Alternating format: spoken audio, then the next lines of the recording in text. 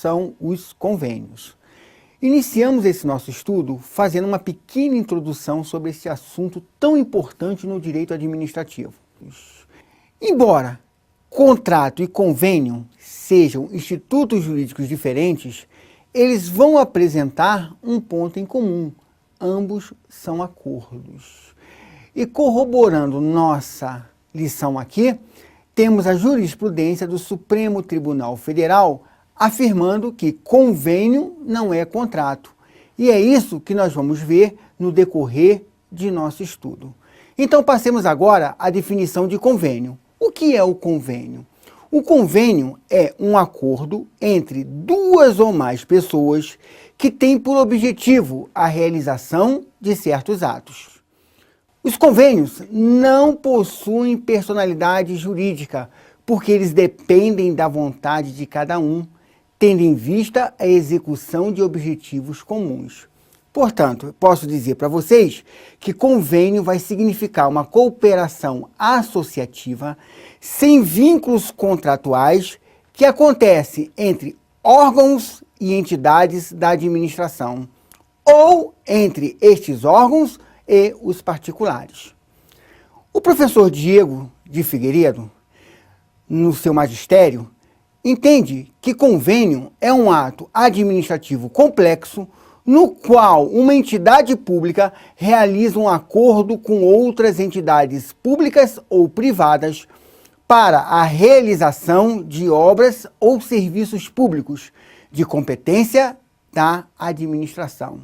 Então, nos convênios podem figurar como partícipes pessoas físicas e pessoas jurídicas, sendo que uma delas terá que ser necessariamente uma entidade pública.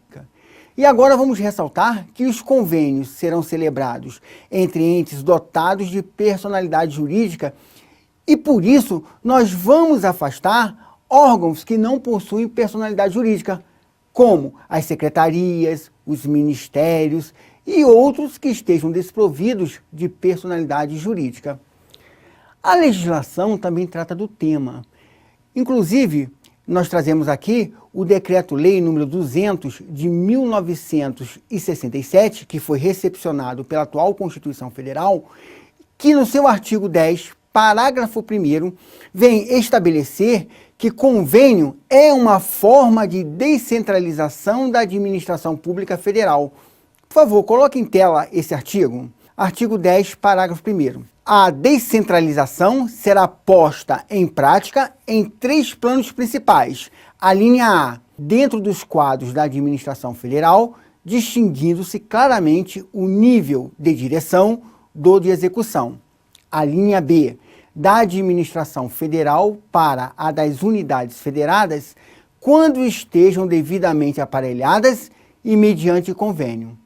A linha C, da administração federal para a órbita privada, mediante contratos ou concessões. Na doutrina, vamos destacar também um ensinamento do professor Marçal Justen Filho, que define convênio.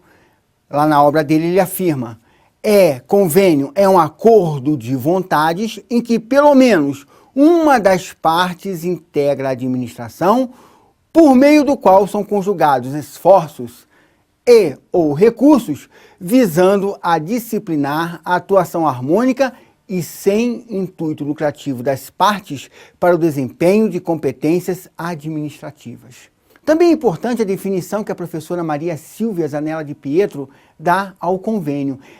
A lição da professora diz que convênio é uma forma de ajuste entre o poder público e entidades públicas com entidades privadas para a realização de objetivos de interesse comum mediante uma mútua colaboração. E vocês podem estar perguntando, e a legislação, será que ela não traz uma definição? Sim, a Instrução Normativa da Secretaria de Tesouro Nacional, número 1, de 1997, no seu artigo 1º, parágrafo 1º, inciso 1, diz que convênio vem a ser qualquer avença que discipline a transferência de recursos públicos, tendo como partícipe órgão da administração pública federal, direta, autárquica ou fundacional, Ou ainda, empresa pública ou sociedade de economia mista que estejam gerindo recursos dos orçamentos da União visando a execução de programas de trabalho, de um projeto ou de uma atividade, ou ainda eventos de interesse recíproco em regime de mútua cooperação.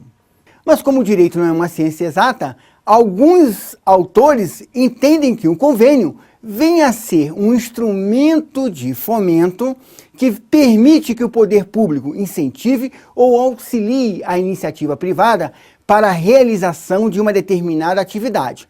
Não quero dizer aqui que aqui nós estamos tratando de delegação, porque na delegação o que vai ocorrer é a transferência de atividade de uma pessoa para outra pessoa que não possui nenhuma atividade. Não é isso que eu estou falando. No convênio, o que há é a existência de duas pessoas que possuem competência comum e que vão prestar mútua colaboração para que possam atingir seus objetivos. Na próxima aula, nós vamos falar de maneira mais detalhada sobre esta diferença entre contatos e convênios.